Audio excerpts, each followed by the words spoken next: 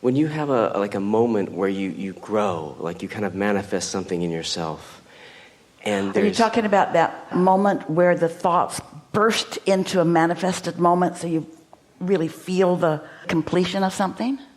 Yes, and almost like a new piece of you or something, a new way of feeling you. Yeah.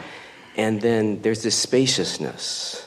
For me, that's what I feel. And well, it's the wholeness of you sharing the moment, experiencing the moment. So we see why it would feel bigger. Yes. Yeah. And then I feel like the kind of the old habits sitting there, and I feel this kind of spaciousness and solidity also. And it's like in that space, how do you like listen and wait? I don't know. It's like I'm in a new place. I don't know, without putting your feet on the brake. Like I want. Yeah. Well, don't work too hard at this. What this question calls from us is the reminder that step one is when you do the asking, and step two is the answer coming to you from source. That's that spaciousness that you're feeling. That's that bigger space. Step one, step two. And step three is you just letting it be. Just take it on. Let it be the vibrational experience that it is. As we are together here today, and some will ask questions, all will receive this vibrational tuning with your own inner being. In other words, things will feel really logical to you as we move along. It's like a tuning upwards of your vibration. And it's so subtle that you really can't put your finger on it, and you really don't need to. Don't work too hard at this. So in that space, it's like a relaxing, a being? Yes, because it's like this. Here's what you're looking for. Because there's a tendency when you get into that space to expect the formula to some masterful equation or an idea for some earth-changing event or creation, rather than understanding that it's a movement in your energy which makes you a vibrational match to things that you've not been a vibrational match to before, and that they will begin flowing into your experience, and you will notice it in more step three moments. So here's this vibrational reality, and you've been living in your body and knowing what you don't want, knowing what you do want, and putting lots of, we call them rockets of desire, because most of them you launch without even realizing. When something is really bothering you about something, you launch a strong rocket of desire, even though you couldn't identify it because you're over here. But your inner being recognizes it and knows it and focuses on it. And because your inner being is being responded to by the law of attraction on your behalf, cooperative components for you are being gathered to your inner being, to your vibrational reality. Now that's all well and good. Blah, blah, blah, humans want to say.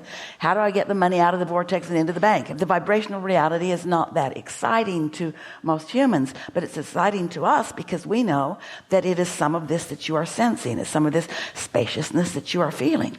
Well, accept that it is there, and that when the timing is right, meaning when you're focused in a way that you can be receptive to this, the law of attraction will manage all of that. In Esther's circle of friends and family, mostly daughter, Esther is known as a flip-flopper, because she'll say, this is what I'm going to do, and then a day later it's changed. Because in this moment, under this criteria, it was the best idea, but it activated a desire that more information came, and the universe lined up better unfoldings. And so don't decide that you're going to do something no matter what. Decide that you're going to be sensitive to the impulses that come and do your best to feel good and follow those good feeling impulses.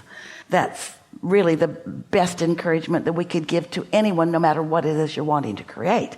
You've already done the work. Life has already caused you to ask, and you've asked with greater clarity than you know, because you lived a lot of life and you ask a lot of questions and you ask for a lot of things relative to that. You've really put together the ingredients for a magnificent whatever it is that you want, and your inner being is all over it, focused upon it in minutia, in specificity, and in grandness. Your inner being knows what it is you're reaching for, for and never takes attention away from it. And the law of attraction is gathering, oh, if only there were more words to explain to you the certainty of what you've asked for, and the certainty that it's been gathered, and the certainty that it is yours.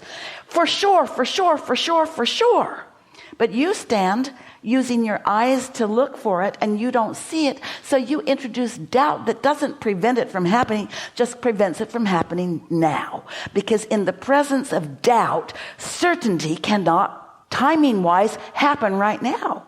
So the lighter you get, the better you feel, the less you worry about things, the more you trust yourself, the more you trust others, the more you laugh and play, do a good job of what you want to do, the more you keep your promises to yourself, the more you are kind to yourself and kind to others, the more tuned and tapped in, turned on you are, the better you feel, then the more often you stand in a place where the timing is right for you to receive a glimpse, not just a hint, not just a gut feeling, but actual visual, see it, hear it, smell it, taste it, touch it, evidence of the progression. You meet someone who's talking about what you've been thinking about. You see someone who's wearing what you're looking for. You see a car, which is what you hoped would become to be, but you didn't realize was actually reality yet. All kinds of things begin coming about, and you get to be one of the rare humans who rendezvous with the evidence of it, and there you are, taking it in.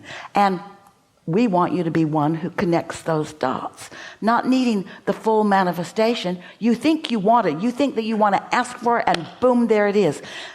We know that's nice too, because that moment when your thoughts burst in to your realization of something, we know how delicious that is.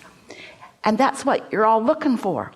But if you could know that that's coming and enjoy it in those moments, and otherwise just enjoy the subtle, never-ending unfolding, it can be delicious for you every step along the way.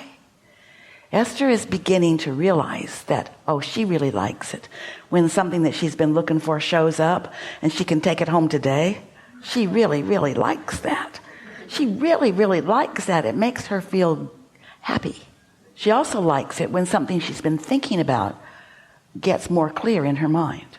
Or she turns on the television just at the moment somebody's saying something about that. She notices more and more all of those rendezvous points, because the entire universe is there for you, and your inner being knows where every important stepping stone is not the best word along the way for you. So you just want to hang loose and be ready. That's really what we're saying to you.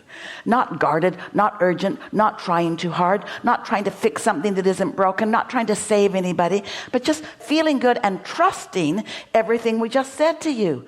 You put it in your vortex, which means it's done. And once it's in the vortex, you put it there, it's yours. Your inner being is knowing about it and guiding you to it. It is a slam dunk. It is a sure thing. It's a sure thing. We know it so clearly. We know it so clearly, but you don't. You don't know it so clearly because you're making your evaluations based upon what's come so far.